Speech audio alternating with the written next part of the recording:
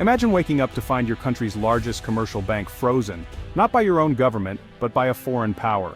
In late 2024, this became reality when the US cut off a mid-sized European bank from the dollar system for processing Chinese oil payments to Iran in yuan. Overnight, the bank's operations collapsed. The message: the dollar is not just a currency but a weapon of American power. For decades, the dollar has been the lifeblood of global commerce. To lose access is a death sentence for any major bank.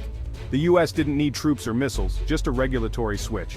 The targeted bank became a pariah, its assets frozen, its reputation ruined. This was a warning to the entire global financial community.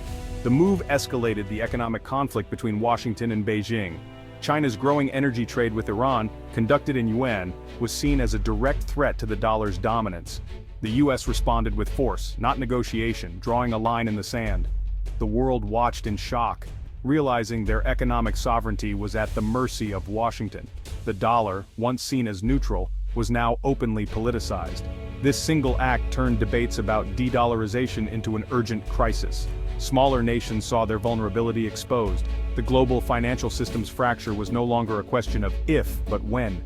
The certainty of the old order was gone. The world's financial leaders were forced to reconsider their allegiances. The era of the dollar's unquestioned supremacy was suddenly in doubt. In early 2025, a closed-door meeting in Hong Kong set the stage for a new financial Cold War. Senior US Treasury officials summoned Asia-Pacific heads of the world's largest banks. The message: stop processing Chinese oil trades linked to Iran, especially in yuan, or lose access to the US dollar system. This was not a negotiation but a command. Bankers from London, Frankfurt, Tokyo, and beyond faced an impossible choice: side with China and risk exile from the dollar system, or side with the US and lose access to China's vast market. The US framed China's yuan-based oil trade as a threat to American security. The consequences were immediate sanctions on Chinese and Emirati companies, and 2 regional banks cut off from SWIFT for non-compliance. Their operations collapsed overnight. The message: no one is too small or too remote to escape America's reach. Shockwaves rippled through the global financial system. Compliance departments scrambled, risk models were overhauled, and the cost of doing business in Asia soared.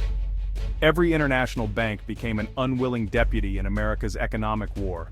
The era of globalization, built on free capital flow, was ending.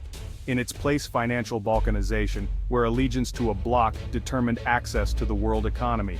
The ultimatum forced banks to choose sides in a conflict that would reshape global finance.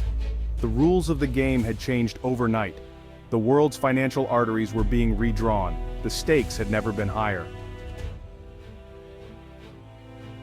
Beijing didn't back down, it doubled down. The US ultimatum was seen as an attack on China's sovereignty and ambitions. China condemned the move as financial piracy and took action. State energy giants increased Iranian oil purchases, all settled in yuan. China courted other nations frustrated by US sanctions, offering the yuan as an alternative. Russia deepened its energy partnership with China, and other countries began to see the yuan as a viable, if risky, option. China's central bank expanded currency swap lines, making yuan liquidity available worldwide. The cross-border interbank payment system, CIPS, China's SWIFT alternative, saw exponential growth. Chinese tech firms launched digital currency platforms for international trade, promising efficiency and insulation from US oversight. The US attempt to isolate China instead accelerated the rise of a non-dollar bloc. China's strategy turned vulnerability into opportunity by building a parallel financial system. The Iranian oil trade became a proving ground for the yuan's global role. China secured energy, supported allies, and chipped away at dollar dominance. The dragon was building a new financial fortress, brick by brick. The world was witnessing the birth of a credible alternative to the dollar. For global banks like HSBC and Standard Chartered, the US ultimatum created an impossible dilemma. Their business depends on both Western and Eastern markets. Now they faced a financial iron curtain. Abandoning China meant corporate suicide. Defying the US meant losing dollar access. Executives scrambled to appease 2 masters with opposing demands. Compliance officers became diplomats, scrutinizing every transaction for geopolitical risk. Beijing pressured banks to prioritize yuan business and resist foreign interference. Banks seen as too compliant with US demands faced delays and obstacles in China. Even the Bank of China, state-owned, struggled to balance global expansion with US policy. Banks began compartmentalizing operations, creating costly, inefficient structures to shield themselves from sanctions.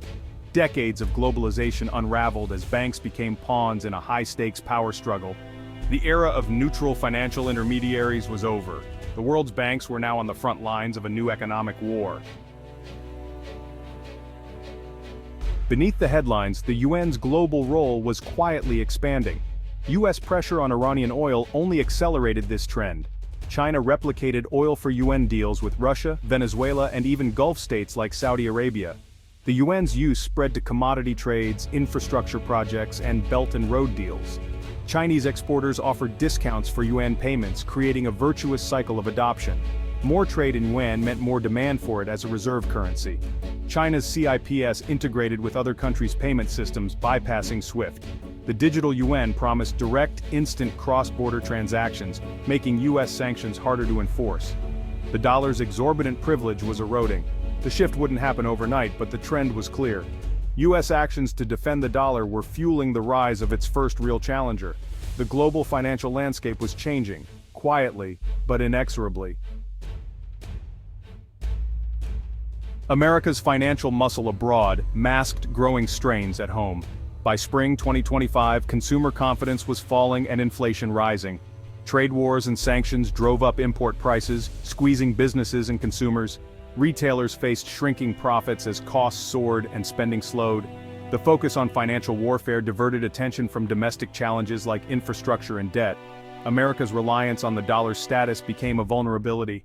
The more the US used sanctions, the more it pushed others to seek alternatives.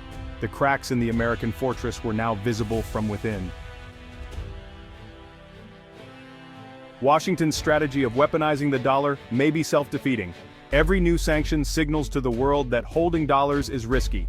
Countries diversify away from the dollar, accelerating de-dollarization. US policy is pushing rivals together, building a post-dollar economic bloc.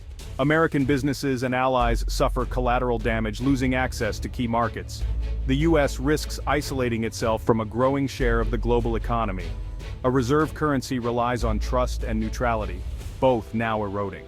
If the gamble fails, the dollar could face a disorderly collapse. The policy meant to secure American power could trigger its decline.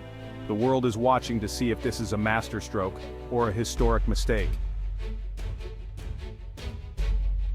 The world is entering a period of profound instability. US sanctions no longer guarantee compliance, they sow chaos. The global financial system is fracturing into competing blocs. Countries seek to cut the dollar out of trade for self-preservation. A sanctions-proof economy is emerging, built on alternative currencies and opaque networks. This fragmentation is costly and less stable than the old order. The future is uncertain. Will trust in the dollar evaporate, and what would replace it? A multipolar financial world promises turbulence and risk. The old order is cracking, the next chapter is unwritten. The world holds its breath, waiting to see what comes next.